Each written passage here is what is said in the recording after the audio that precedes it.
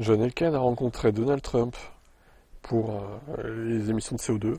Alors, il s'est rendu le 31 mars à la Maison-Blanche pour rencontrer Trump. Selon la presse transalpine, John Elkann était venu évoquer la compétitivité de l'industrie américaine.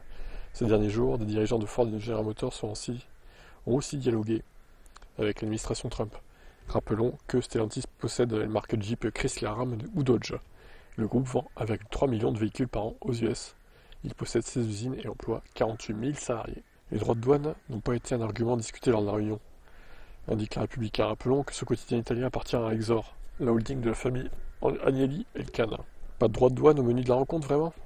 Alors que Stellantis est très exposé aux risques posés par ces barrières, au contraire Trump, après la rencontre, a précisé qu'Elkann n'avait pas demandé leur suspension, annonce la républicain. Les deux hommes auraient discuté de la possibilité de réduire les standards environnementaux. Après avoir réduit les aides au VE, le président des États-Unis préparerait un retour aux normes CO2 de 2020, moins exigeante que les standards prévus par Biden. C'était la seconde rencontre officielle entre les deux hommes, après une première réunion en janvier, dans le resort personnel du républicain à Mar-a-Lago en Floride. À l'issue de cette précédente rencontre, Elkann avait annoncé 5 milliards d'euros d'investissement aux USA pour donner de la stabilité à la superbe main-d'œuvre américaine. Bah voyons. Et en échange, exonéré d'impôts et des trucs comme ça, non? Des trucs comme ça, je pense, hein. Il a pas fait ça sans contrepartie, j'en suis sûr. L'épisode a le mérite de nous éclairer sur les changements à l'œuvre chez Stellantis avant son départ. Tavares maniait un style oratoire abrasif, comme il avait montré à l'automne, devant les parlementaires italiens. La compétition était darwinienne pour cet autoproclamé psychopathe de la performance. Oh les termes. Place à la calinothérapie. Un signe parmi d'autres, une convention avec 450 sous-traitants s'est tenue cette semaine à Turin. Au printemps dernier, Carlos Tavares menaçait ses fournisseurs d'internaliser la production de certains composants pour améliorer la compétitivité de son groupe. Par contraste, Imperato, patron de Stellantis Europe, a exprimé cette semaine-là la détermination à unir nos forces en reconnectant Stellantis avec tous ses partenaires, y compris les fournisseurs, pour parvenir à sécuriser le futur de ce secteur stratégique. Par contre, l'article est super long. Bon, on va tout lire, mais c'est un peu long quand même. Il faudrait faire un peu plus court, Automobile Propre, si possible. Je doute que tout le monde lise tout, quand même. Après, bon, c'est intéressant, mais... En attendant la désignation d'un éventuel successeur pour Tavares, John Elkann, chairman de Stellantis, négocie, discute, consulte, rassure, comme le montre la rencontre avec Trump en dialogue avec le monde politique.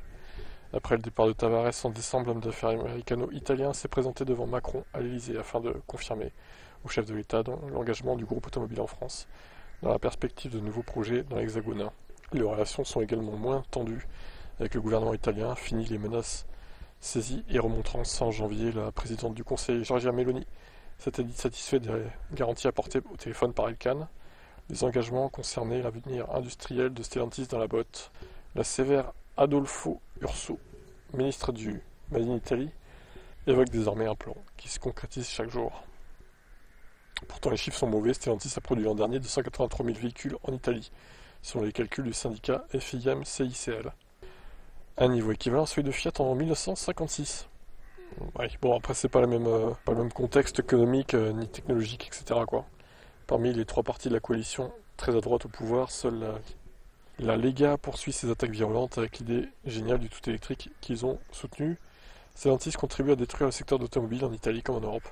Monsieur Elkann devra s'excuser auprès des salariés et rendre des milliards d'aides de notre pays. Oula, ah oui, ça va mal, là, hein. À l'échelle mondiale, la position de Stellantis est fragile. En 2024, le groupe a vu ses profits reculer de 70%. Et au premier trimestre, ses ventes ont reculé de 12% aux US par rapport à l'année dernière. Enfin, 2023, quoi. Non, 2024, du coup. Un autre tournant est notable. Stellantis réintègre l'association des constructeurs automobiles européens. Après 2 ans de bouderie, le lobby, mené par Luca De Meo, a récemment obtenu l'assouplissement des normes CO2 de l'UE. Tavares avait dit qu'il voulait pas donc reporter ça, nanana. John Elkann se félicite du report partiel des normes européennes, mais il expliquait aussi qu'il s'agissait d'interventions à court terme qui ne donnent pas la certitude nécessaire au marché.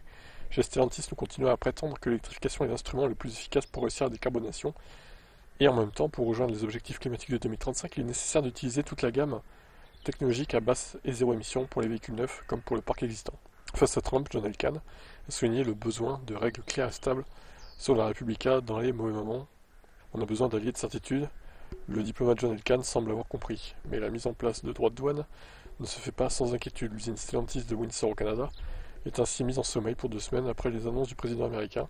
Dans un contexte de guerre commerciale, on ne peut sans doute pas rassurer tout le monde. Bon, ok, c'est la merde, on peut résumer ça comme ça. On a l'impression que John Elkann veut renforcer sa présence aux US. Hein. L'Europe, il en a un peu marre, on dirait. Et bon, à voir comment ça va évoluer tout ça. Qu'est-ce que ça vous inspire tout ça?